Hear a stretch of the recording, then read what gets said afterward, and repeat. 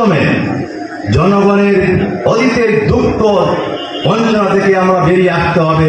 তাদেরকে পাশে নিয়ে আমি স্পষ্ট ভাষায় বলে দিতে চাই, আমার কেন্দ্রীয় নেতৃবৃন্দ আছেন, আপনাদেরকে তাদের মূল্যবান বক্তব্য দিবেন, কিন্তু আমি আমার যুবদল নেতৃবৃন্দকে বলে দিতে চাই, আপনারা কোনো চাঁদাবাজ এবং দখলদারির মধ্যে যাবেন না। যদি আমরা এই সিদ্ধান্ত নিতে বাধ্য হব, কিন্তু